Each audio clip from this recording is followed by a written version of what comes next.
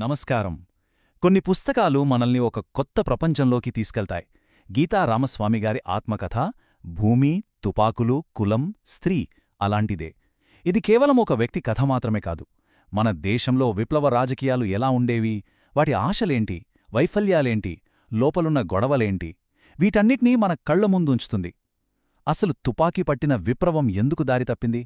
మరి తుపాకీ లేకుండా కేవలం చట్టాన్ని ఒక ఆయుధంగా వాడుకొని నిజమైన సామాజిక మార్పును తీసుకురావచ్చా?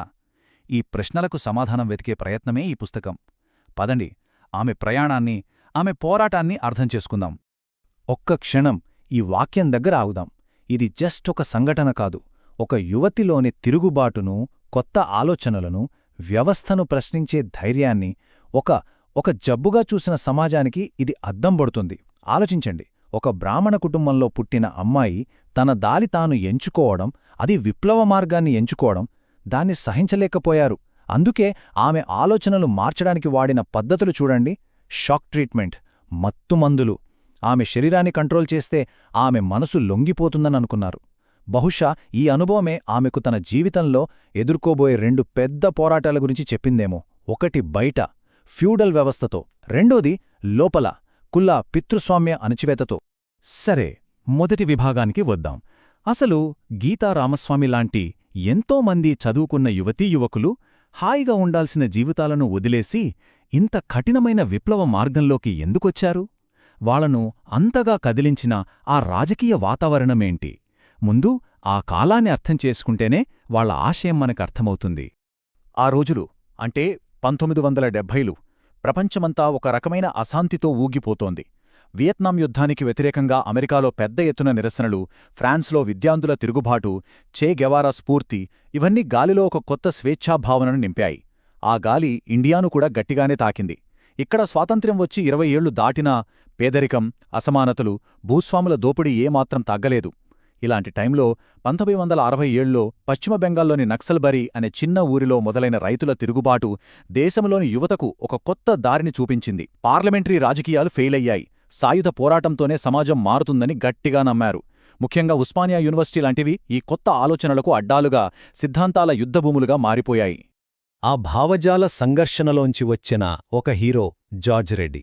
అతను మామూలు స్టూడెంట్ లీడర్ కాదు, ఎంఎస్సీ ఫిజిక్స్లో గోల్డ్ మెడలిస్ట్, బ్రెయినున్న వ్యక్తి. అతను అనుకుంటే అమెరికా వెళ్లి పెద్ద సైంటిస్ట్ అయ్యేవాడు. కాని సమాజం పట్ల బాధ్యతతో క్యాంపస్లో ఉన్న మతతత్వ శక్తులను, ముఖ్యంగా ఏబీవీపీని తన వాదనతో, ధైర్యంతో ఎదుర్కొన్నాడు. అతని చుట్టూ ఎంతోమంది స్టూడెంట్స్ చేరారు. కాని అతని ఎదుగుదల నోడ్చుకోలేని వాళ్లు 1972 ఏప్రిల్ 14న యూనివర్సిటీలోనే అత్యంత దారుణంగా హత్యచేశారు. జార్జ్ రెడ్డి మరణం ఒక రాజకీయ ఉద్యమానికి ఊపిరిపోసింది. అతని త్యాగం గీతారామస్వామి లాంటి ఎంతోమందికి ఇక ఆలోచించడం కాదు, రంగంలోకి దిగాలనే పిలుపునిచ్చింది. జార్జ్ రెడ్డి స్ఫూర్తితో గీత తన చదువును, కుటుంబాన్ని వదిలేసి పూర్తిగా నక్సలైట్ ఉద్యమంలోకి అండర్గ్రౌండ్కి వెళ్ళిపోయారు. విప్లవం గురించి ఎన్నో కలలతో, ఆశయాలతో ఆ దారిలో అడుగుపెట్టారు. కాని నిజ జీవితంలో ఆమె చూసిందేంటి? సిద్ధాంతానికి, గ్రౌండ్ రియాలిటీకి మధ్య ఆమెకు కనిపించిన గ్యాప్ ఎంత పెద్దది! ఇప్పుడు ఆమె అండర్గ్రౌండ్ జీవితంలోని అనుభవాలను, నెమ్మదిగా ఆమెలో మొదలైన నిరాశను చూద్దాం. పేపర్ మీద చూస్తే నక్సలైట్ ఉద్యమ లక్ష్యం చాలా గొప్పది. దోపిడికి గురవుతున్న కోట్లాది మంది రైతులు, కూలీల కోసం తుపాకీ పట్టి, భూస్వామ్య వ్యవస్థను పడగొట్టి, అందరూ సమానంగా ఉండే సమాజాన్ని నిర్మించడం. ఈ పిలుపు గీతలాంటి ఎందరో ఆదర్శవాదులను ఇట్టే ఆకర్షించింది. కాని ఉద్యమంలోకి వెళ్ళాక ఆమెకర్థమైన వాస్తవికత వేరు. అది ప్రజల ఉద్యమంలా కాకుండా ఒక చిన్న గ్రూప్ నడిపే మిలిటరీ లాంటి ఆర్గనైజేషన్లా ఉంది. బుక్స్లో ఉందే రైట్, బయట ఏం జరుగుతోందనే దానితో సంబంధం లేదు. ప్రజలు ఏం కోరుకుంటున్నారనే దానికంటే పార్టీ చెప్పిందే వినాలనే కఠినమైన క్రమశిక్షణ ఉండేది. ఈ ఒక్క మాట చాలు ఉద్యమం లోపలున్న ఒక పెద్ద ప్రాబ్లంని అర్థం చేసుకోవడానికి. మేము నాయకులం, మేము ప్రజలకంటే వేరు అంటే ఏంటి? అంటే చైతన్యం లేని ప్రజలను అన్నీ తెలిసిన మేధావులైన మేము ముందుండి నడిపిస్తామని. కాని నిజానికిదేం చేసిందంటే నాయకత్వానికి, సాధారణ జనానికి మధ్య ఒక పెద్ద గోడ కట్టేసింది. ఎవరికోసమైతే పోరాడుతున్నామని చెప్పారో వాళ్లకంటే మేం గొప్పవాళ్లం అనుకునే ఈ యాటిట్యూడ్ ఉద్యమం యొక్క అసలు స్పిరిట్నే దెబ్బతీసింది. ఈ ద్వంద్వవైఖరి గీతను తీవ్రంగా ఆలోచింపజేసింది. గీతకు ఉద్యమంపై నమ్మకం పోవడానికి చాలా కారణాలున్నాయి. మొదటిది ఆ స్ట్రక్చర్. అంతా పైనుంచి ఆర్డర్లు రావడమే, కింద ఉన్నవాళ్లు ఎందుకు ఏమిటి అని అడగడానికి లేదు. రెండోది, ఇండియాలో అతిపెద్ద నిజమైన కులాన్ని ఉద్యమం అస్సలు పట్టించుకోలేదు. వర్గ పోరాటం చేస్తే కులం దానంతట అదే పోతుందనుకున్నారు. అలాగే స్త్రీల సమస్యలను ఒక ప్రత్యేక సమస్యగా చూడలేదు. మూడోది, సిద్ధాంతాన్ని గుడ్డిగా ఫాలో అవ్వడం. వర్గశత్రు నిర్మూలన పేరుతో జరిగిన హింసలో చాలాసార్లు అమాయకులైన పేదలే చనిపోయారు. చివరిగా, లీడర్ల డబుల్ స్టాండర్డ్స్. వాళ్లు సేఫ్ ప్లేసుల్లో ఉండి ఆర్డర్లిస్తే కార్యకర్తలు ప్రాణాలకు తెగించి పోరాడాలి. ఈ తేడాలన్నీ ఆమెను ఉద్యమం నుంచి దూరం చేశాయి. నక్సలైట్ ఉద్యమం నుండి బయటకు రావటం గీత ప్రయాణానికి ఎండు కాదు, అది ఒక కొత్త బిగినింగ్.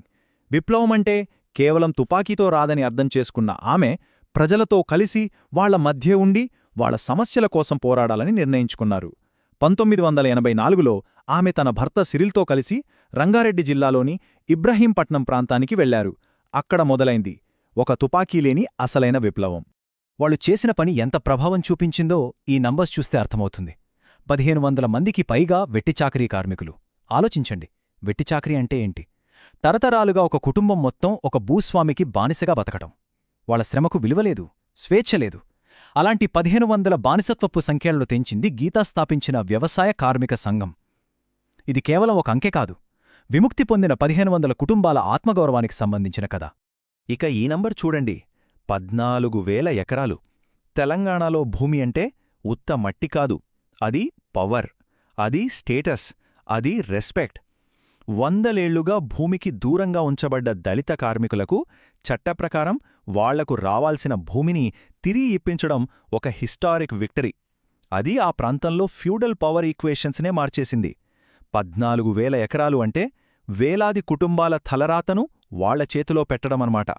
ఇక ఫైనల్గా వాళ్ల పోరాటం క్రియేట్ చేసిన ఎకనామిక్ ఇంపాక్ట్ చూడండి. 11,200 కోట్ల రూపాయల విలువైన ఆస్తులు.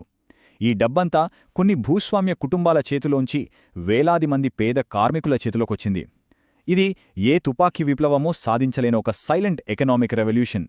ప్రజలను ఏకం చేసి చట్టాన్ని ఒక వెపన్గా వాడుకుంటే ఎంత పెద్ద మార్పు తీసుకురావచ్చో చెప్పడానికి ఈ 3 నంబర్లే సాక్ష్యం. మరి ఇంత పెద్ద విజయం ఎలా సాధించారు? తుపాకీ లేకుండానే. దాని వెనక ఒక క్లియర్, ఇన్నోవేటివ్ స్ట్రాటజీ ఉంది. ఫస్ట్, విడివిడిగా ఉన్న కార్మికులందరినీ ఒక ట్రేడ్ యూనియన్గా మార్చారు. వాళ్లకొక గొంతుకనిచ్చారు. సెకండ్, 1976 వెట్టిచాకిరీ నిర్మూలనా చట్టం లాంటివి ఉన్నాయని, వాటి ప్రకారం బానిసత్వం నేరమని వాళ్లకు అర్థమయ్యేలా చెప్పారు. థర్డ్, వాళ్ల చేతే 100 పిటిషన్లు ఫైల్ చేయించారు. ఫోర్త్, గీత ఆమె టీమే లాయర్లలా మారి లేబర్ కోర్టులో వాదించారు. ఫైనల్గా కోర్టులతో పాటు ధర్నాలు, ర్యాలీలతో ప్రభుత్వం మీద, భూస్వాముల మీద ప్రెషర్ పెంచారు. సింపుల్గా చెప్పాలంటే సిస్టంలోని టూల్స్నే సిస్టంలోని అన్యాయాన్ని ఎదుర్కోవడానికి వాడారు. పుస్తకం పేరులోనే అసలు కథంతా ఉంది. భూమి, తుపాకులు, కులం మరియు స్త్రీ. ఈ 4 పదాలు గీతాగారి పర్సనల్ జర్నీని, ఆమె పొలిటికల్ ఆలోచనలని, ఆమె చేసిన పోరాటాన్ని పర్ఫెక్ట్గా చూపిస్తాయి. ఇప్పుడు ఒక్కో పదాన్ని కొంచెం లోతుగా అర్థం చేసుకుందాం. మొదటిది భూమి. తెలంగాణ సోషల్ హిస్టరీ అంతా భూమి కోసం జరిగిన పోరాటాల చుట్టూనే తిరుగుతుంది.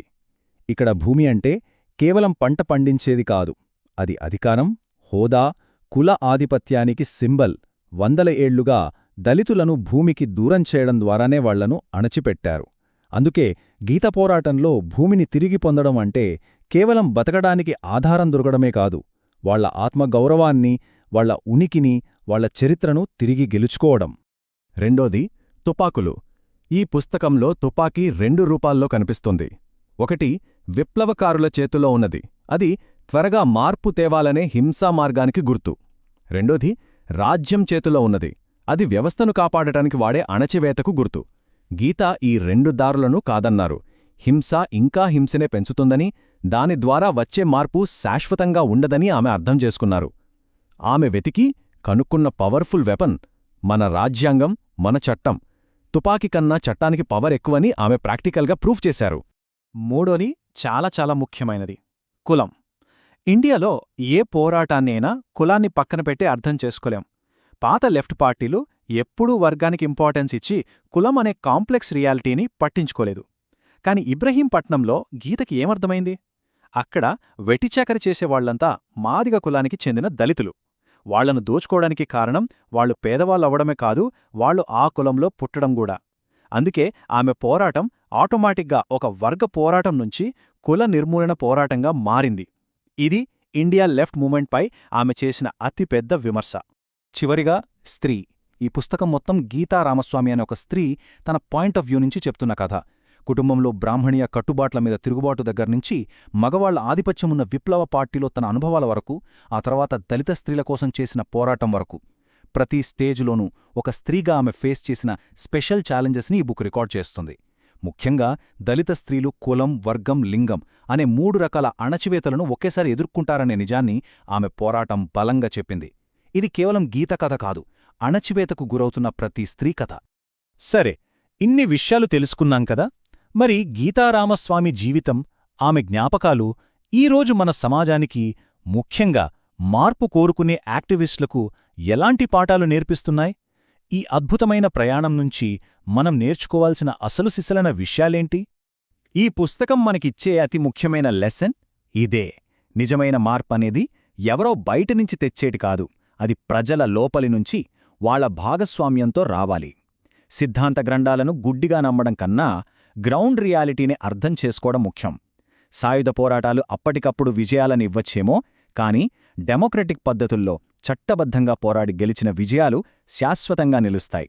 ప్రజలకు వాళ్ల హక్కుల గురించి చెప్పి వాళ్ల కోసమే వాళ్లు పోరాడేలా చేయడమే అసలైన విప్లవం. కాబట్టి ఈ విశ్లేషణను మనం ఈ ఆలోచింపజేసే ప్రశ్నతో ముగిద్దాం. ఇండియా లాంటి ఎంతో కాంప్లెక్స్ సొసైటీలో కేవలం వర్గ పోరాటమనే ఒక్క ఎజెండాతో విప్లవం సాధ్యమా?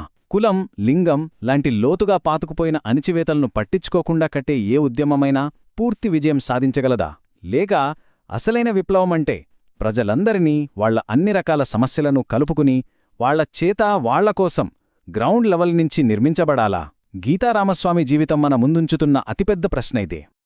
ఇలాంటి మరిన్ని మంచి పుస్తకాల గురించి మాట్లాడుకోవాలంటే మర్చిపోకుండా మా పుస్తకం హస్తభూషణం యూట్యూబ్ ఛానల్కు సబ్స్క్రైబ్ చేసుకోండి. ధన్యవాదాలు.